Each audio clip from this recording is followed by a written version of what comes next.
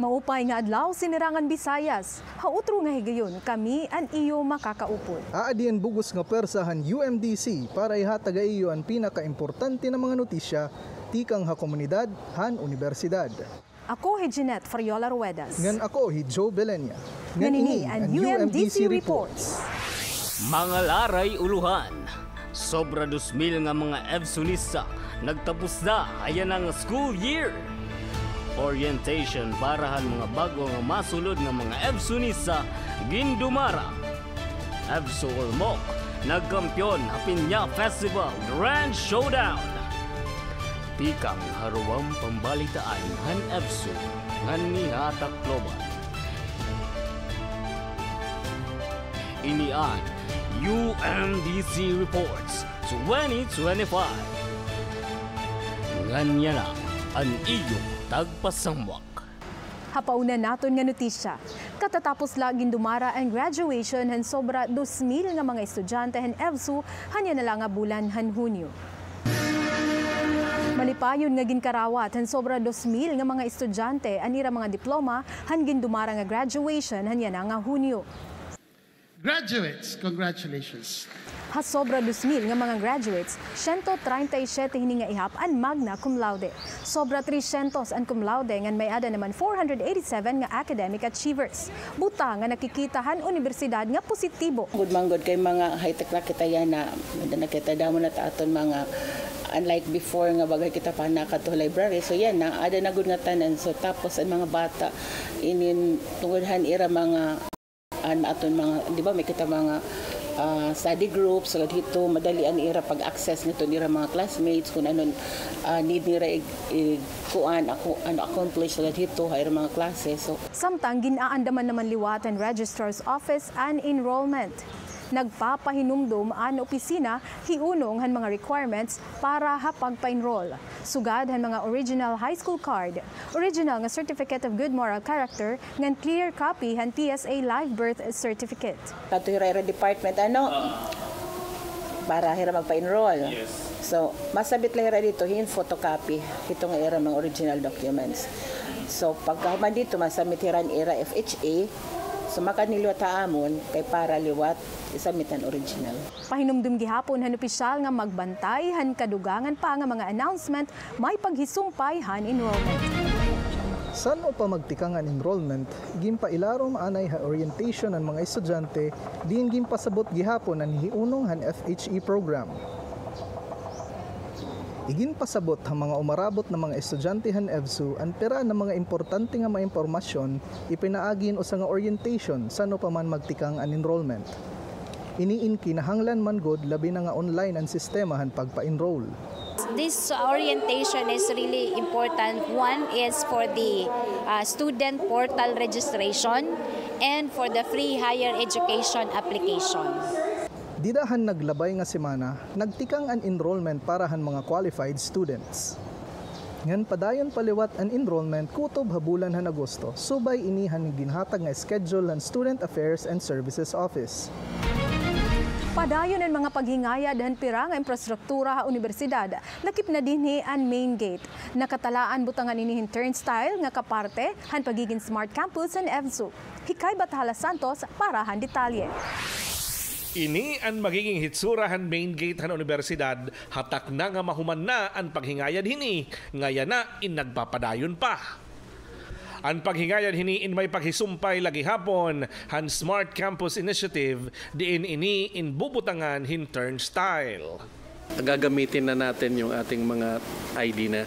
So may RFID na tayo. We are praying na matapos siya the soonest possible time itong pinaka main entrance natin para pagkatapos nun kasi pag na-install na yung turnstile isisirado naman natin doon sa yung ginagamit ngayon ng mga estudyante kasi maglalagay din tayo ng turnstile para naman sa mga students. Yun, kasama sa Smart Campus is lahat ng mga IDs magkakaroon na ng RFID so that the parents would know if their children are inside or not. May paghisumpay lagi hapon ang Smart Campus, ginlalauman makatapnahin kuryente para magamitan na ini nga mga pasilidad. We are doing our best na ma-push si contractor para matapos at the earliest possible time. Included din doon ang tawag ito, ang e-library, tawag ito, lahat ng ginagawa ngayon ng Smart Campus, yung sa e-classrooms, e-laboratories, yung powerhouse, tapos yung underground cabling natin. Samtang nagpapadayon naman ang iba pang mga proyektong infrastruktura para kapagpaupay pa han mga durdilain nga pasilidad han universidad. Kay Bathala Santos para han UMDC Reports. Sa Ormoc City naman, nakabot han EVSO Ormoc ang titulo han Grand Champion han Gindumara nga Piña Festival Grand Showdown. Marifel Sia Palami para han mga detalye. Nagman nilang puson ang EVSO Ormoc nga nakabot hasyahan nga higayon ang titulo nga Grand Champion ha Piña Festival 2025 Grand Showdown nga gindumara didahan Hunyo 22 ha syudad han Ormoc. Hagindumara nga parada, lakip ini nga mga mananayaw sulot ang mga dekolores ngan magarbo nga mga costume, pagrepresentahan festival, kahuman ang Grand Showdown ipinaagi han cultural dance. Nakakuha hin cash prize nga maabot ha 700,000 pesos ang EVSO Ormoc Campus tungod hini. Ini nga kadaugan hindi rila nagpakita han ira mga abilidad kundi nagpakita gihapon han ira dedikasyon ha pagpreserba han tradisyon ha kultura. Marifel Sia Palami para han UMDC Reports.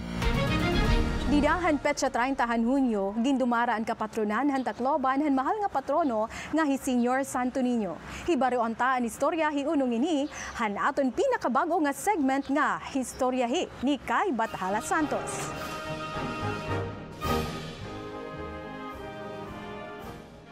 EVSOnista, diri ka ba napapausa nga kung kay ano, imbis nga ikatulong nga Domingo hiton Enero, aada ha Hunyo 30 iton kapatronan han Santo Niño de Tacloban? Didahan tuig 1888, kumo pangandaman han ti arabot nga piyesta, ginpadara an imahe han Santo Niño ha Manila para hin paghingayad ngan pagpahusay hini.